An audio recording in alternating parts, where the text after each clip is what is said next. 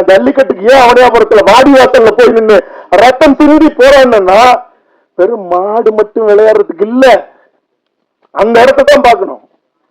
மாட்டோட விளையாடுறது நம்மளுடைய மரபு. ஏன் நெஞ்சு, ஏன் ரத்தம், ஏன் மாடு குத்துனா ஏன் வயிறுதான் தெரியுது. எந்த மாடு செத்ததா சரித்திரம் இல்ல. உனக்கு ஏன் பயம்?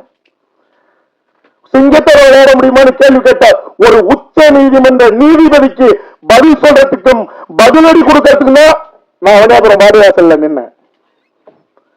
ஏன்னா நீங்க ஜெர்சி மாடு வந்துடும். இன்னைக்கு இயற்கை விவசாயத்தில் அதனுடைய மூத்திரமும் அதனுடைய சாணமும் தான். அந்த இயற்கை மாடு அந்த பால் கறந்தா தான், அந்த பாலை குடிச்சாதான் அறிவுள்ள பிள்ளைகள் வளரும். இல்லைன்னா மாடும் பன்றியும் சேர்ந்து ஒரு இனத்திலிருந்து பாலை குடிச்சா என்ன ஆகும்? அப்போ என் இனம் என் நிலமும் அழிக்கப்படுது, என் இனமும் வளராக்கப்படுது, என் நிலமும் வளராக்கப்படுது. அப்ப இன்னைக்கு நம்மளால ஒருத்தர் வந்து இயற்கை விவசாயத்தை புகுத்தி அப்படி வந்துட்டு இருக்கும் போது இதுக்குள்ள இருக்கிற இந்த சூழ்ச்சியை பார்க்கும் போதுதான் அடிச்சு உதைச்சு இந்த மண்ணுல மீண்டும் நம்மளுடைய ஜல்லிக்கட்டு விளையாட்டு நடந்தே தீரணும்னு தான் நான் போய் வாடிவாசல்ல நின்னது. அவன் அடி சாதா தொப்பியை கழித்து இரும்பு தொப்பியோட வரும்போதும் நெஞ்ச நிமித்திட்டு போய் நின்னது, ரத்தம் சிந்தும் போது கூட சீறி பாஞ்சதுங்கிறது திமிரு இல்ல, வேற வழி இல்ல. அப்ப தமிழ் சமூகத்துல எழுச்சியோட ஒரு நிக்கிற எந்த இடமாக இருந்தாலும் அது அது சின்ன சமூகமா இருந்தாலும் சரி, பெரிய சமூகமா இருந்தாலும், ஆனா பெரிய சமூகமா இருக்கும்போது அவர்கள் உரிமை மறுக்கப்படுறதும் அவர்கள் அடக்கப்படுறதும் அவர்கள் அவமானப்படுத்தப்படுறதும் ஒரு பெரும் சமூகத்துல நிகழ்ந்தா அவனுக்கே இப்படி நிகழ்ந்துருச்சுப்பா, நாம என்ன செய்ய போறோம்? ஒன்னும் செய்ய முடியாது. இப்படியேதான் அடங்கி கிடக்கணும், அடிமையா கிடக்கணும் அப்படிங்கிற நிலை இருக்குல்ல, அது வன்முறைகளுக்கெல்லாம் மேலான வன்முறை.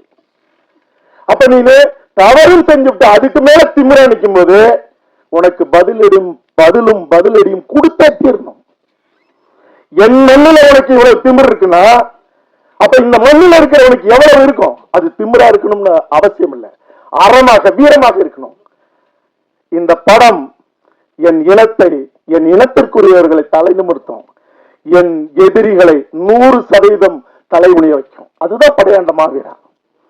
தவிர இது மட்டும் இல்ல, என்னுடைய வாழ்நாள் லட்சியமே நான் சந்தனக்காடு இருப்பேன், முந்திரிக்காடு. முந்திரிக்காட்டுல இன்னும் ஒரு மாவீர வரலாறு இருக்கு. என் தாய்க்கும் தாய் மொழிக்கும் சமமான என்னுடைய தமிழ் தேசிய தலைவன் மேதகு பிரபாகரன் அவர்களுக்கு சமமான தோழர் தமிழகத்தின் வரலாறு. அந்த வரலாறு வரும்போது தெரியும். சந்தனக்காடு வரலாறு, முந்திரிக்காடு வரலாறு மட்டும் இல்ல, எல்லாத்துக்கும் மேல இந்த பிறப்பினுடைய அர்த்தமாக நான் காத்துக்கிட்டு இருக்கிறது. நான் முன்னாடி சொன்னது போல என் தாய்க்கு சமமான தலைவர் பிரபாகரன் அவர்களுடைய வன்னிக்காடு வரலாறு எடுக்கிறதுக்கு தான் நான் காத்துக்கிட்டு இருக்கேன். அது வரும்போது இங்கேயாவது என் இனத்தின் எதிரி தலைகுனிவான், இந்த உலகமே தலைகுனிய போது. தலைவர் பிரபாகரன், அண்ணன் பிரபாகரன் வரலாறு வரும்போது இந்த உலகம் தலைகுனியும். ரூட்ஸ்ங்கிற வேர்கள் அது பெரும் நாள். அது கருப்பினத்தை அடக்கின வெள்ளையர்களுடைய அந்த குரூரங்களை சொன்னது. அது தொடராக 100 எபிசோடு வந்தது. 100வது எபிசோடு வரும்போது அமெரிக்காவினுடைய தலைநகர்ல வெள்ளைக்காரர்கள் எல்லாம் மண்டியிட்டு முட்டி போட்டு கையெடுத்து கும்பிட்டு எங்கள் முன்னோர்கள் செய்த பாவத்திற்கு நாங்கள் மன்னிப்பு கேட்கிறோம்னு சொன்னாங்க. வீரமும் அறமும் செறிந்த எங்களுடைய ஈழ போராட்டத்தை இந்த உலகம் தோன்றின காலத்திலிருந்து முடிகிற காலம் வரைக்கும் அப்படி ஒரு தலைவன் இந்த உலகத்தில் இல்லை, எந்த இலக்கியத்திலும் இல்லை. அண்ணன் பிரபாகரனுடைய வரலாறு நமக்கெல்லாம் தெரிஞ்சது கொஞ்சம். இப்படி அந்த வரலாற்றை செய்யணும், அதுக்குதான் இந்த வரலாறு செஞ்சிருக்கேன். இந்த வரலாற்றில் நான் வெல்லணும். இந்த வரலாறு நான் போட்ட பட்சத்தோட பல மடங்கு கூடிருச்சு. நான் அந்த வரலாறு நேரடியாக எடுக்க முடியாது. ஆனால் 15 ஆண்டுகளாக உலகம் முழுக்க சுத்திட்டு இருக்கேன். ஐநா சபைக்கு போறதோட நிக்கல, மீதம் இருக்கிற எவ்வளவு தளபதிகளை சந்திக்கணுமோ சந்திச்சு சேகரிச்சுக்கிட்டே இருக்கேன். ஆக இந்த வரலாறும் இந்த வெற்றிங்கிறது என் இனத்திற்கான தலைநிமிரு. இப்படிப்பட்ட இந்த நிகழ்வுல என்னை ஆளாக்கியவர்கள், என் மீது பேரன்பு பெரும்பாசம் கொண்டவர்கள் எல்லாருமே இங்க நான் அழைச்சிருக்கேன். அது என்னுடைய அதாவது நான் நடிச்சு இயக்குன மகிழ்ச்சி படத்தினுடைய தயாரிப்பாளர் மணிவண்ணன் அவர்களாக இருக்கட்டும், இன்னைக்கு என்னை வச்சு படம் எடுத்த எல்லாருமே இங்க வந்திருக்காங்க, என்னை உருவாக்குனவங்க வந்திருக்காங்க, என் வாழ்க்கையில மறக்க முடியாதவங்க. நீங்க சிவசக்தி பாண்டியன் சார் நீங்க எடுத்துக்கிட்டீங்கன்னா மிக கடுமையான எதிர்ப்பு.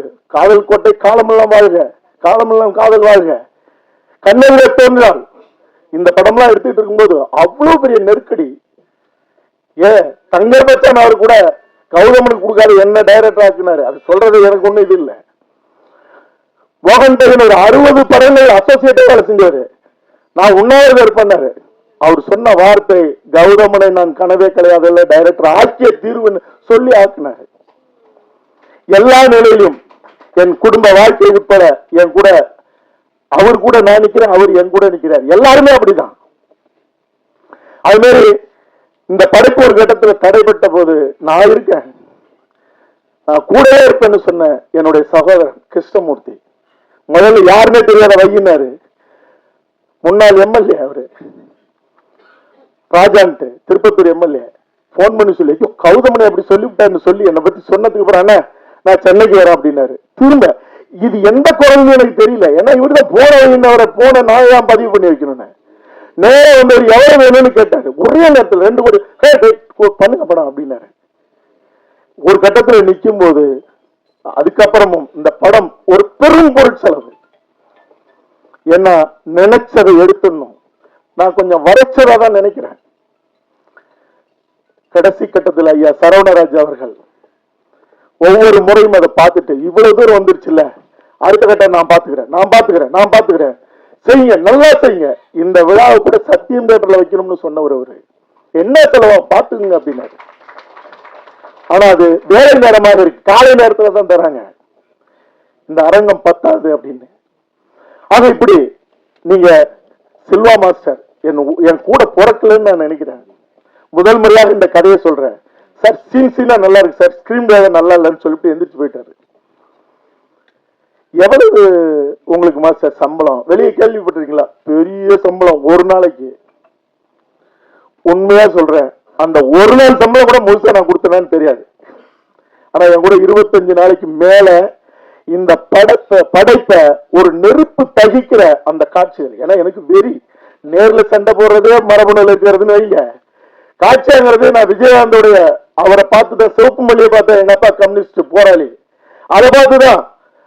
ஆக இந்த அவர் என்னை பயன்படுத்தினதும், நான் அவருக்கு எனக்கு இதெல்லாம் வேணும்னு கேட்டதும், அவர் என் கூட செஞ்சு கொடுத்துட்டு எப்ப சார் எப்ப ரிலீஸ் சார், எப்ப பணம் வரும்னு ஒரு நாள் கேட்டதில்லை. அது மாதிரி தேஸ் மாஸ்டர் யார சொல்றது யார விடுறது. கிங்ஸ்லி என்னுடைய நண்பன், அதுக்கு முன்னாடி எல்லாம் நான் பார்க்கல. இப்ப நண்பன் அப்படி ஒரு நண்பனை பார்க்க முடியாது. ரெடின் கிங்ஸ்லி சமுத்திரக்கன் என்னுடைய 30 வருஷ கால நண்பன். என்ன நண்பன் செய்யணும், நான் வரேன், என்ன எதுவுமே கேட்கல, நீ தப்பா எடுக்க மாட்டேன். நான் சொன்னேன், இது சாதிய படமாக தெரியும், படம் முடியும் போது இது தமிழ் சாதி படமாக முடியும். ஏன்னா இங்க சாதிய மர மனிதனை நினைவு சொல்லிதான் இந்த மொழிக்கும் இனத்துக்கும் சம்பந்தமில்லாத கூட்டம் 50 வருஷமா அடிமைப்படுத்த ஆண்டுகிட்டு இருக்கு. அதுக்காக சாதியை நான் நினைச்சு தூக்கி புடின்னு சொல்லல. உன்னை மறக்க சொன்னவன் நீ என்ன சரியில்லை அவனை கேட்க போயிருந்தான், அவன் உன்னை மறக்க சொன்னது. நீ சாதி எல்லாம் உன்னால எந்த காலத்திலும் மரத்தை விடு சாதி விடுனா உடனே விட்டுறாங்களா? எவனா கூட சொல்லுங்க, மரத்தை விடுங்க எவனா சொல்லுங்களேன் பார்ப்போம். எவன் கேட்பான்? எவனுமே கேட்க மாட்டான். சாதியை விடுங்கன்னு சொல்லுங்க, கை தட்டுவான். எந்த சாதியும் விட மாட்டான். என்னன்னா எங்க மாமா வீட்டு சொந்தத்துக்கு கல்யாணத்துக்கு போயிருந்தாங்க, எங்க அத்தை வீட்டுக்கு போயிருந்தாங்க, யாருக்கு பொண்ணு கொடுக்கறது? எங்க சொந்தத்துலதான் ஒருத்தர். அப்புறம் என்ன சாதி எங்க ஒழியறது? எங்க ஒழிச்சிங்க? நீங்க ஒழிக்க ஒரு காலமும் முடியாதுங்கிறது அது சாத்தியப்படுத்தலாம் ஒரு அறமான அரசு வரும்போது. ஆனால் ஏற்றத்தாழ்வு பார்க்கிற மனநிலையை அடியோடு வெட்டி வீழ்த்தணும். எனக்கு இவன் கீழானவன் எனக்கு மேலானவன் இருக்கக்கூடாது. அப்ப எல்லாரும் என் சகோதரன். இந்த படத்துல ஒரே ஒரு விஷயம் தான் நான் சொல்லியிருக்கேன், உன்னையும் இந்த மண்ணையும் காக்கணும்னா ஒரு தாய் மக்களை நில்லுகிறாங்கிறது தான் இந்த படம். அது அவனோட இறையத்தோடு சொல்லியிருக்கேன். ஏன்னா எப்பவுமே எண்ணிக்கையில் குறைவானவர்களை எப்போதும் தவறாக நடக்கூடாது. அவனை ஒழிக்க முடியாது. ஆனால் எண்ணிக்கையில் பெரும்பான்மை இருக்கிறவனுடைய மனசுல இருக்கிற அழுத்தை அகற்றாமல் இங்க ஒரு சமூக நல்லிணத்தை ஏற்படுத்தவே முடியாது. அந்த உண்மை தெரியாத எவனாவது நான் ஒழிக்கிறேன்னா எவன் ஒழிச்சான், ஏன் 50 வருஷமா ஒழிக்கல? சாதிய மர மனிதனை நினைவு சொல்லி ஆட்சி அதிகாரத்தை எங்கள்கிட்ட கொடுத்த ஒழிச்சுன்னு எவனோ ஒழிச்சிருக்கான்? தமிழ் சாதி உரிமைகளை ஒழிச்சிருக்கான். இன்னையே நம்ம இடஒதுக்கீடு கேட்கிறோம், இன்னையே சாதியாரி கணக்கெடுப்பு நடத்த கேட்கிறோம். ஏன் நடத்தல? நடத்த மாட்டேன். நீ யாருன்னு அவருக்கு தெரிஞ்சிடும், எங்களுக்கு தெரிஞ்சிடும். அங்க உட்கார முடியாது. எல்லாருக்கும் தெரிந்தாலும் யாருக்கு என்ன பங்கோ அந்த பங்கீடு நடக்காமல் தமிழ் சமூகம் அமைதியும் கூடாது, உரிமையும் கிடைக்காது. அதற்கான அடையாளமாக தேவைப்படுற இடத்துல நான் சொல்லியிருப்பேன் ஒழிய நான் அதுக்கு மேல விளக்கம் சொல்லணும்னு அவசியம் இல்லை. ஆக இந்த படைப்பு படையாண்ட மாவீரா, இன்னைக்கு நான் இங்க எல்லாரையும் சொன்னேன். என்னுடைய பேரன்பிற்குரிய சகோதரர் சீமான் அவர்கள் எந்த ஒரு விடயமா இருந்தாலும் ராத்திரி 1 மணியா கூட இருக்கும். தமிழ் தேசியத்துக்கு ஏன் 2 சாதி, 2 கட்சி, தமிழ் பேரரசு ஒண்ணு, நான் தமிழர் ஒண்ணு. அவர் இருக்கும்போது நீ ஆரம்பிச்ச எத்தனை திமுக கட்சி, திராவிட கட்சிகள், எத்தனை கட்சிகள்? தமிழ் இனத்தை காக்க, தமிழ் மண்ணை காக்க திசைக்கு ஒரு தலைவன் தேவை. திசைக்கு ஒரு தலைவனை தமிழ் சமூகம் உருவாக்காமல் ஒருத்தன் இன்னொருத்த எழுணும். தேவைப்படும் போது எப்படி அப்பா அம்மாவுக்கு உடம்பு சரியில்லைன்னா, ஒரு ஆபத்துனா அத்தனை பிள்ளைகளும் ஒன்று கூடி நிற்கிறோம், அப்படி நிற்காமல் தமிழ் சாதிகளின் தலைவன் தேவை. இது இழிவாக கேவலமாக குதர்க்கமாக பேசுகிற கூட்டத்திற்கு அதை பத்தி நான் கவலைப்படல. அது அவசியமும் இல்லை. அது ஈனத்தனமான பிறவிகள். தன் சமூகத்தை காக்க ஒவ்வொரு சமூகத்திலும் தலைவன் தேவை. அத்தனை தமிழ் சாதிகளும் ஒன்று சேர்ந்து நின்று தமிழ் நிலத்தை, இது என் நிலம், இது என் தாய் நிலம், இது என் தாய்மொழின்னு ஒன்று சேராம ஒரு காலமும் விடியல் கிடைக்காது. இன்னைக்கு உன்னை சாதியை பிரிச்சு வச்சுட்டு என்ன செய்யறான்? விலை கொடுத்து வாங்குறான். இந்த சாதி நான் எடுத்துக்கிறேன் திமுக, இந்த சாதி அண்ணா திமுக நான் விலைக்கு வாங்கிக்கிறேன். என்ன ஈனத்தனம்? சாதியை ஒழிச்ச நீ சாதி தலைவர்கள் எல்லாம் விலை பேசுவாங்க, பொட்டிக்கு கொடுப்ப, சீட்டு கொடுப்ப, அப்புறம் நீ பிரிச்சு வச்சிருக்கிய. அப்புறம் எங்களுக்கு சரி வாங்குறிய, விலைக்கு வாங்குறிய, அவனுக்கு பதவி கொடுக்குறியா? என்ன அயோக்கியத்தனம்? ஒரு குரல் எழுந்தது, கூட்டணி கூட்டு ஆட்சியில பங்கு வேணும்னு. இது இப்ப இல்ல, முன்னாடியே எல்லா தலைவர்களையும் அடக்கிட்டாங்க. ஆட்சியில பங்கு கொடுத்தா என்னாவோ அவன் சமூகத்தை வளர்த்துக்கிட்டே இருப்பான். இப்ப என்ன, உனக்கு பொட்டி வேணுமா வாங்கிக்க போயிரு. என்ன அயோக்கியத்தனம்? அது இனிமே நடக்க கூடாது, இனி நடக்காது. இது இந்த படம் தமிழ் சமூகத்தினுடைய பேராயுதம். இப்படி எல்லாம் எண்ணற்ற பிரச்சனைகள் நடக்கும் போது அல்லது எதுவாக இருந்தாலும் முன்னாடி சொன்னது போல ஏன் 2 கட்சி நாங்கள் எப்போதுதான் மேடையில் சந்திக்கிறோம். எப்ப தேவையோ அப்பொழுதெல்லாம் நாங்கள் பேசிட்டு தான் இருக்கோம். நான் விழும்போது ஒரு காலமும் அவர் வேடிக்கை பார்க்க மாட்டார். அவர் விழும்போது அல்லது அவர் வீழ்த்தப்படும் போது அவன் எவனாக இருந்தாலும் இல்ல எவனாக இருந்தாலும் நான் போய் நிற்போம் முதலாளா.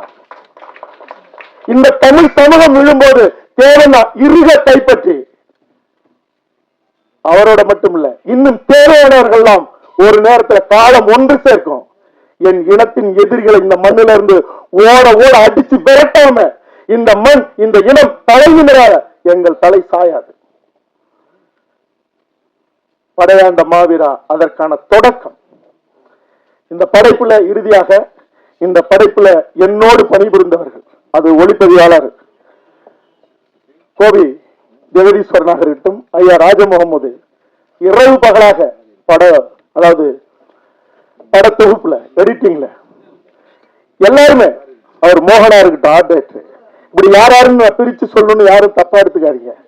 எல்லாருமே என்னுடைய தயாரிப்பு குழுமம், தம்பி நிர்மல்ராஜ், தம்பி விக்னேஷ், இப்படி எல்லாருமாக இந்த படத்துல என்னுடைய வேகத்தை மட்டும் இல்ல இன்னும் சொல்ல போன என்னுடைய கோபத்தையும் உள்வாங்கிட்டு தாங்கிட்டு இந்த படத்தை ஒரு நெருப்பு சிற்பமாக கொண்டு வந்த என்னுடைய பெருமரியாதைக்குரிய என்னுடைய பெரும் பாசத்திற்குரிய இந்த படைப்பு சம்பந்தப்பட்ட அண்ணன், அதாவது உடையாளக்கார நிபுணர் முருகனாக இருக்கட்டும், சசியா இருக்கட்டும், ஒப்பனை செய்த சசி அவர்களாக இருக்கட்டும், இப்படி எல்லாருக்கும் என்னுடைய பேரன்பும் பெருநன்றிகளும்.